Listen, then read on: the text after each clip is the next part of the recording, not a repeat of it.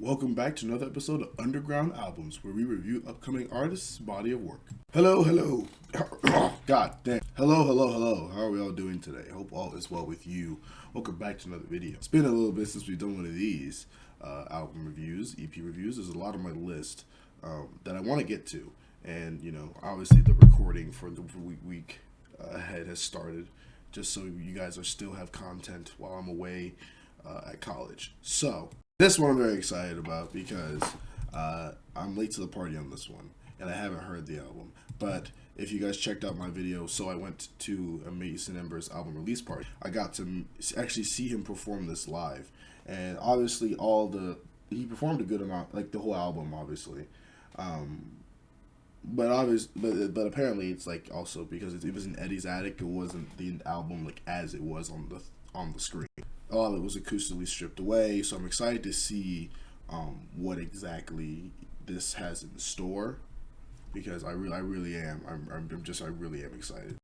You know, I had a blast listening to it, you know, in person, and you know how he performed it on stage with the effects and everything, with the effects that he was able to do, was really cool. So I only expect this to be like really solid work. It's 8 tracks, shorter than his previous album. The album is called Woodstock Dream. It's just over 30 minutes. Or yeah, 30 minutes, just around 30 minutes.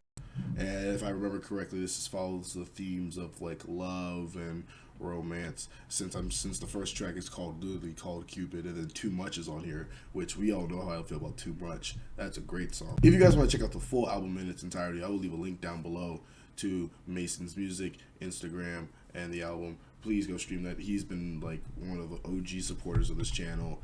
Awesome guy. Apparently his family also watches these videos, which every time someone tells me that, I just feel weird. Because I act like, you know, like a complete dipshit, and then I go and meet them in person, and I'm very like I tend to be more relaxed depending on the venue, or depending on what we're doing at the time.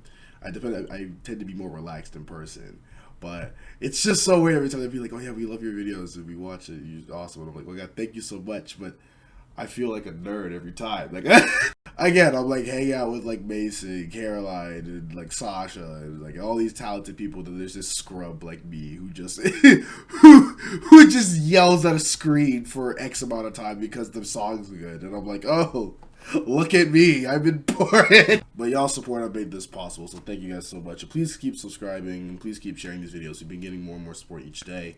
Thank you guys so much. The Rocky Chapman video reached 100 views. That is our 10th or 11th video at 100, which is insane. So thank you.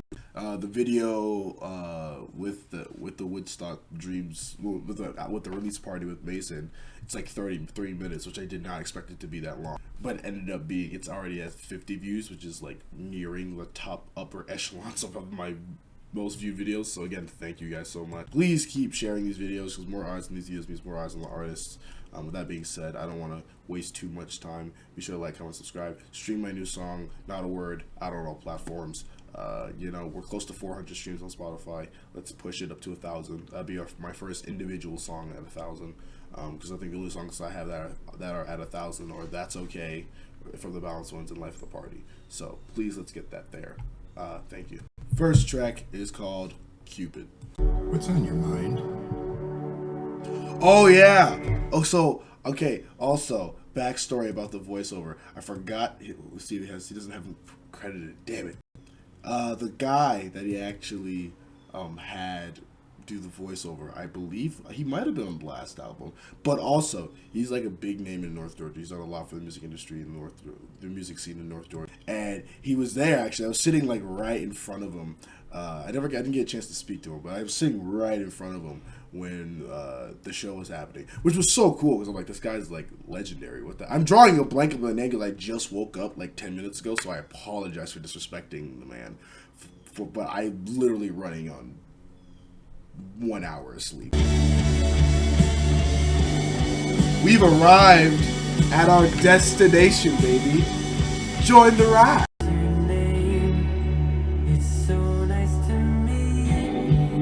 Ooh, every time, bro. Yeah, we get busy, bro.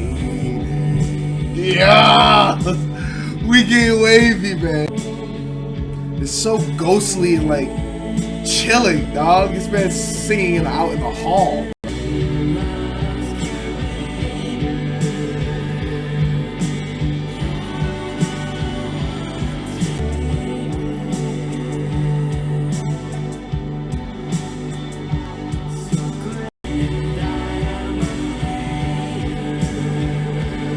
Ooh, he is ascending. Get to know him really well. Others only meet him once.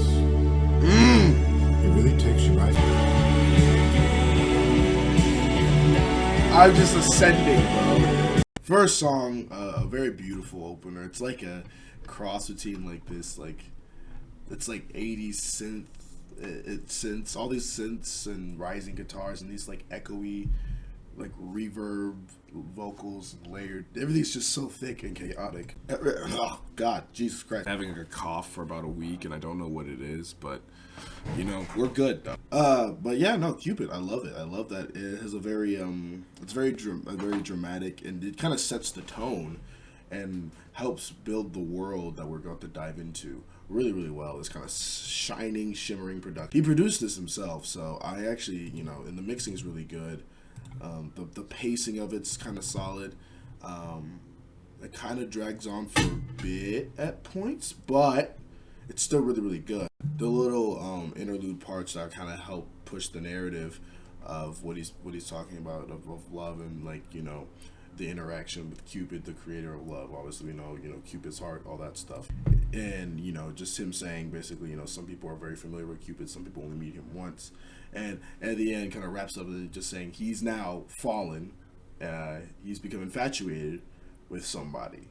And this is kind of the process, I guess, that we're going to go with him on to see his turns and jumps and downs and lefts and rights and lefts and rights and ups and lefts and rights and downs and all that stuff with love, the feeling or emotion of love. So first song is not terrible. I like it. Solid work. Next track we've already heard, but we'll play a little bit of it because I like the song. Too Much.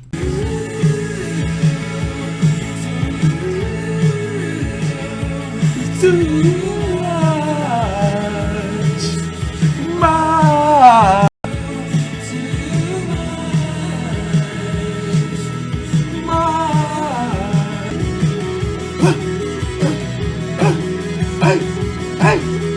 If you guys want to check out my full thoughts on that song, I'll leave a link, you know, the pop-up screen from one over here, somewhere up here.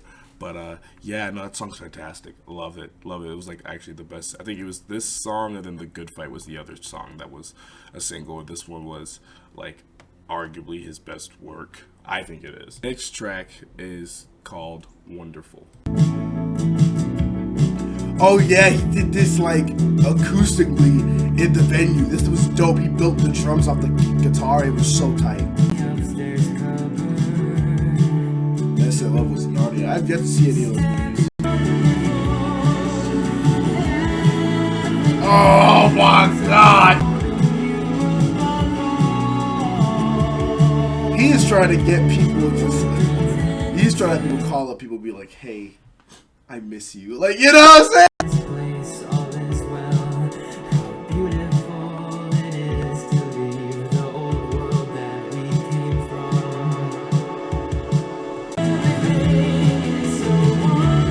That chugging guitar in the back, I like that.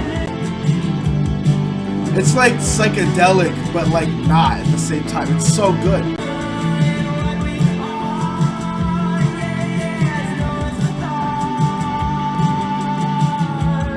It's almost like she changed the color of your dreams. Where every time you see the sunset, she's written all over it. That man is spitting poetry off the back of every single song. He said this. He's what he said the last song. It's wonderful to find the person that can fits the key to the lock you've been holding the entire time. What? He's a poet.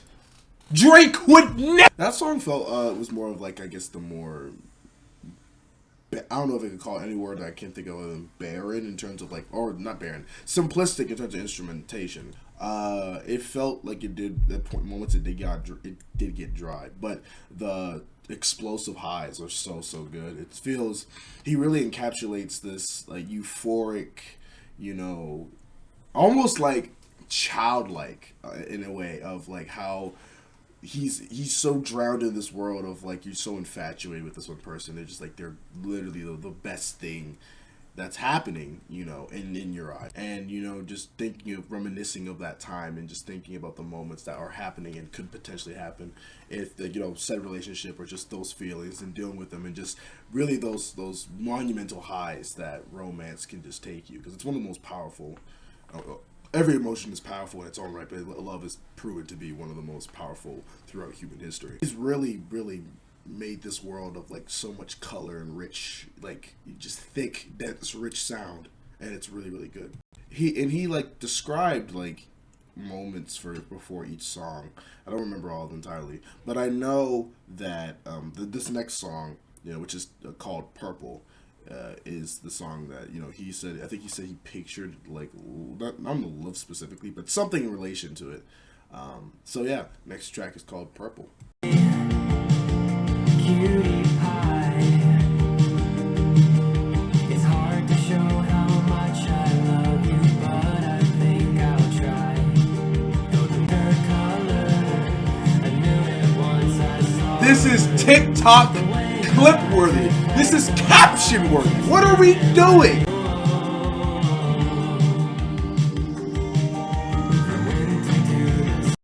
You must be evergreen because when the leaves all fall off, you're still the same.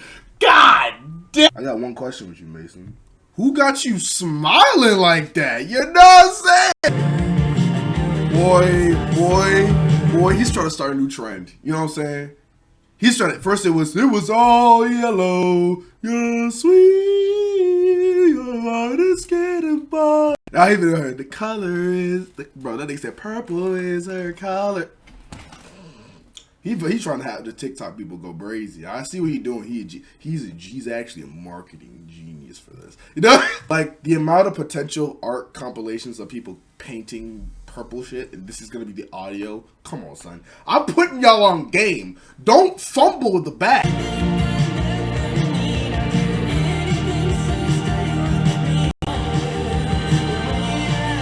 He's ascending. Oh my God. You can live in certain places, like some places are just special. Or maybe it's the people in the places.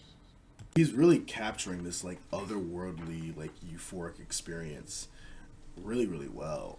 The production is really just selling. It's the selling point of all this, because vocally he's doing a fantastic job. But he's almost implemented his voice as just another instrument to create the moment that he's building in the world he's building. And like it's like all of it kind of has the same ascension. All of it kind of has the same, like it leads into one another really smoothly so far. I'm liking it. I'm liking that a lot.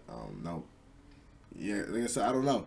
I'm just so curious to see like where it goes. I'm so curious to see where it goes. Now, next track is titled Augustine. I almost said roller coaster. Augustine. Ooh. Oh yeah, I remember this. He was building the track, like he has to build the drums off the thing, and it was like very like I was freestyling. Like I don't know if I was caught on camera. I don't remember for the life of it. But it was very like Latin. And I was like, okay, he finna get okay. Oh, hold on, wait a minute.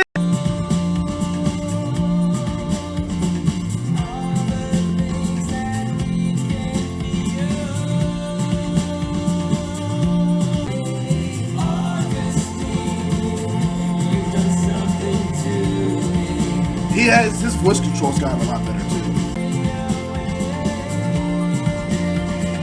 Ooh, the little skinny percussion, yeah. He got the marimbas in the back going crazy, bro. What are we doing?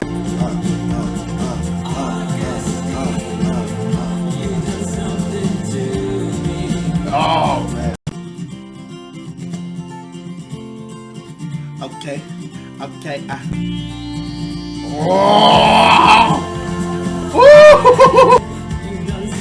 Oh, he switched the drum on you, boy. Okay.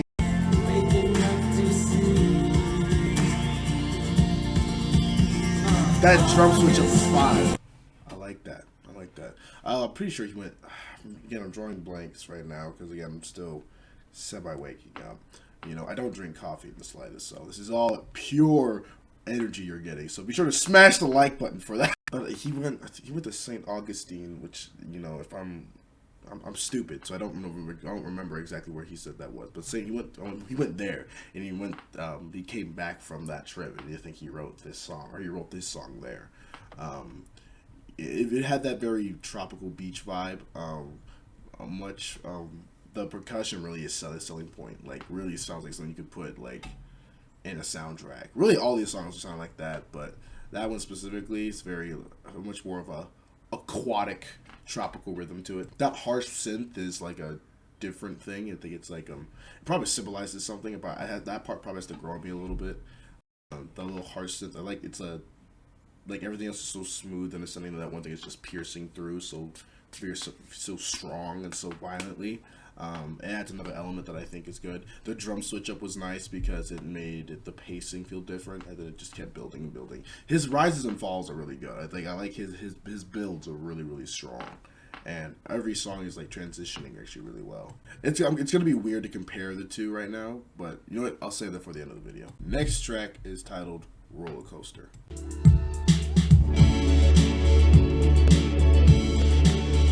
Okay.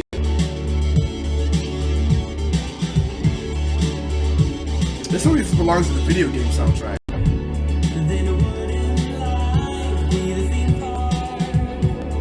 Oh yeah, I remember that line. God! Jesus! Oh, he's going wild right now. That bass. We in back in 2013, baby.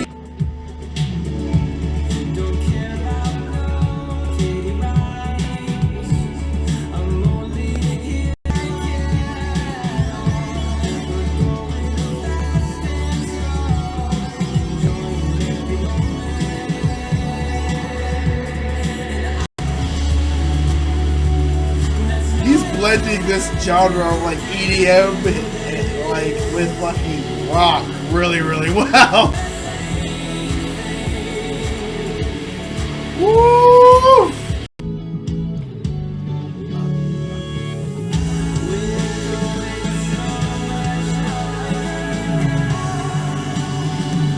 He's bugging. What is he's wilding out. The sun is coming out behind the camera. That's why it's getting brighter. Like, he's summoning the sun right now. Man, that one, you know, that was like, I feel like that was the climax of the album. Like, we've reached the peak, and now we're getting to, like, if this was a story, which this is, you know, we've reached the rising conflict, quote unquote, and we've reached to that point. I think that was really the climactic moment of, like, you know, because even narratively, what he's talking about, the roller coaster, it's more of this song felt more like an experience instead of an actual song itself. Very chaotic, the most chaotic cut here, really, which makes sense. You know, everything was much more dramatized. Everything was like this very, you know, explosive. I feel like I was in 2013 again, bro. Like with just that crazy EDM style, and he blends it with the rock and the guitars, the shimmering production, the punchy drums. Everything is just culminating to these moments, and him vocally is like the most. You know, it felt the most raw. It felt the most expressive. Emotions presented, and just him talking about, you know, like, I guess, like, she's finally decided to, I essentially assume he asked her out, and they finally decided to commit, be together, and it's like all, like, it works, because he says in the song, you know, she's decided to take the ride with me, because love is a roller coaster. There's ups and downs. Like I said, the lefts and rights, the rights and ups, the lefts and downs, the ups and lefts and ups, this, that, and the third. And really just like so many emotions could be interpreted out of that. Yeah, you know, I think it was presented really, really well. And even the ending excerpt said, you know, like, be sure to keep your love is a ride. Be sure to keep your, you know, arms inside the vehicle at all times, because the highest highs always are followed by the lowest lows, essentially. The next track we heard already. It was another track of the day. If you guys want to check out my full thoughts on it, you can. I'll leave a link probably somewhere to go check it out. But next track is called Good Fight. Started on your way.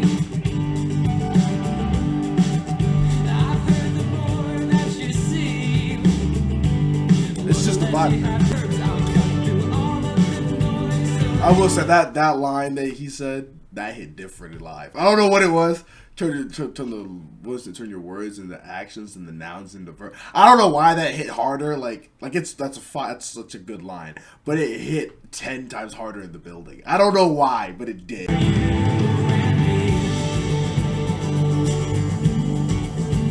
He's bugging.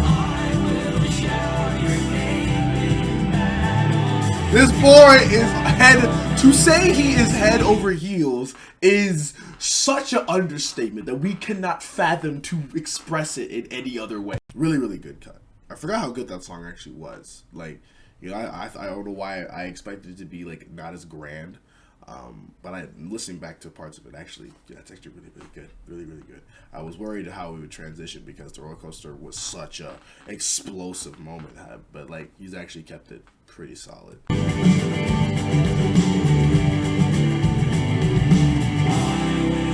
Ooh, next. Put up a good fight. Yeah, it really was good. But all good things have to end sometime, right? Very true. And with that being said, the final track on the album Woodstock Dream is titled Telepathy. I'll always let you relive it again. Like your own little movie you can watch in the night. And how lucky were you to have the screen time, huh? Oh my god! I don't know why I react like that. I'm sorry. I had to get composed. Woosah. It's unbecoming stuff of a man, bro.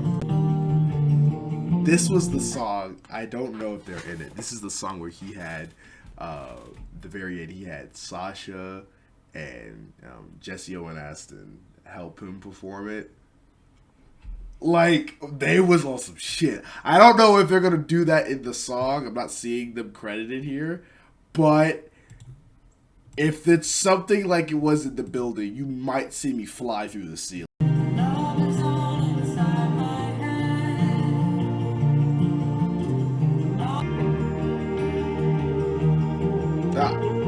Oscillating guitars. So good. This is very Life is Strange and I'm loving it. Hold up. Hold it down. I got a place where we play pretend. I got a place where we... Tell you, man, vocally he's gotten so much better, man. Oh, man.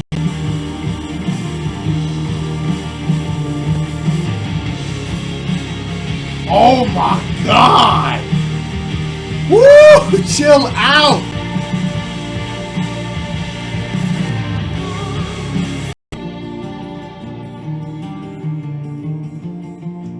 Woo, he's...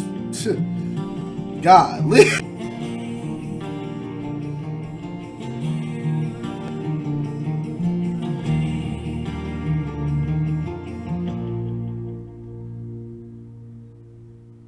Good shit. Good shit. As a closer, I think it does a good job wrapping it up.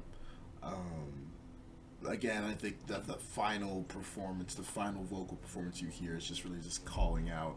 And Telepathy, I think that song kind of wraps up the theme of it and just saying, he's completed the ride. Whether it's gone good or bad, he's really,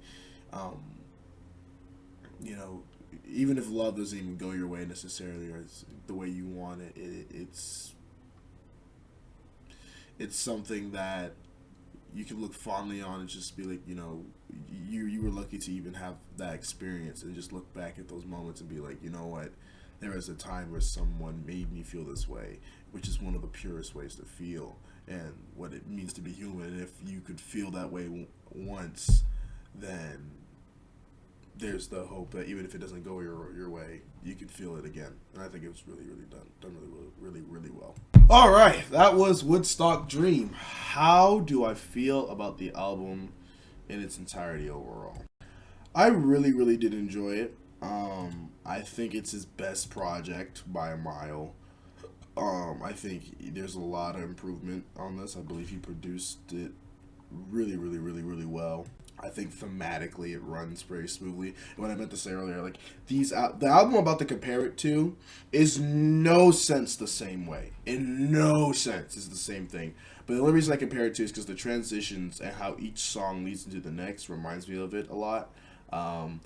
This, in terms of smoothness of it, this reminds me of Freddie Gibb and the Alchemists classic album, Alfredo, and how every instrumental, how every transition led into the next really well, and then it wrapped up. Again, it's like a hard hip hop drug album, and he's just talking about trapping and cocaine.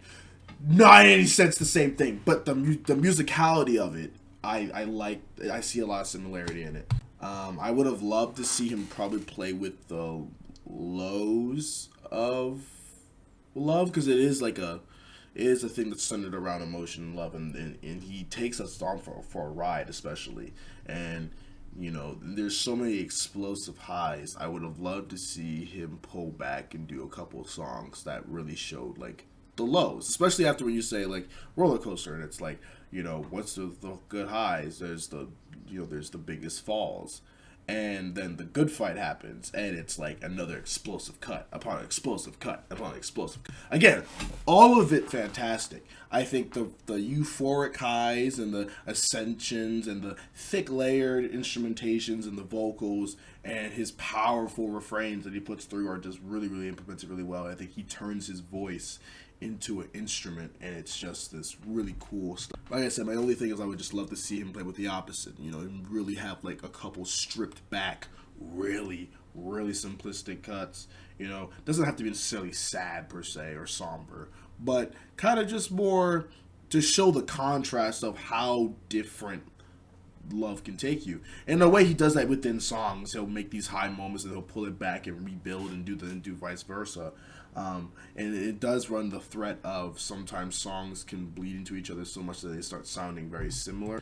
But with that being said, it doesn't take away from the enjoyability. Like I said, for him, he tackled acoustic stuff to hard to rock to a freaking EDM fusion all the way back down, and I really, really enjoyed it. I think it was presented really well. I think it was a very matured project. I think it was something that was clearly sat on, marinated, and just the emotion that was present on the performances is very evident that this was something that wasn't imitated. It's just something that was a first-hand experience. So, shout out to him on the production, writing, and all those involved in the project, because this was some good stuff. And this is really, like I said, this is his best work. This is his best work. And even just the storytelling of it all, it's just, being able to showcase, how he views love. He opens up a Cupid, then he goes to too much, and then he talks about how wonderful and the color purple and what he imagines her as. And then Augustine, which again, I'm kind of running through because he did mention the backstory of him a little bit, and I gotta remember clips of it. Roller coaster being just being again, I felt like that really was the out of all the climactic moments on this album, this was the climactic moment. Showing the rises and falls and how just otherworldly damn near that any emotion can really take you, but especially when you talk about love and romance, and how sunny and shimmering and beautiful and serene and almost heavenly and otherworldly, like I said, the songs feel in moments, and he really encapsulates that really, really well. So yeah, I'm repeating myself at this point, but awesome job. I'm feeling a strong 8 out of 10 on this one. For the songs I pulled off on this thing, I gotta listen back to it obviously, but I have Too Much, which I already know I love, Purple, Roller Coaster, and then I think Telepathy, honestly, will probably go on there too. So yeah, awesome. If you guys want to check out the full album in its entirety, I'll leave a link down below to his music and his Instagram. Please go support him. Please go stream this album. It's been a blast to watch his progression. Like I said, he was the third or fourth artist I ever reviewed back in a year and a half ago, when I first started doing this, and just to see his progression has been a pleasure. And I finally got to meet him. Cool guy. Which is really, really dope. I think he's the fourth artist I've ever met out of my reviews. Awesome guy. He's been a big supporter of the channel. So please like, comment, share this video. Please go stream his music. Go give him a follow. Go check it out for yourself. I highly recommend it, because outside of him being really dope dude, he is super freaking talented. That being said, today's underground album was Woodstock Dream by Mason Embers. Like, comment, subscribe, share these videos. Stay safe. Take care of yourselves. Stay hydrated. I love y'all. Bye-bye.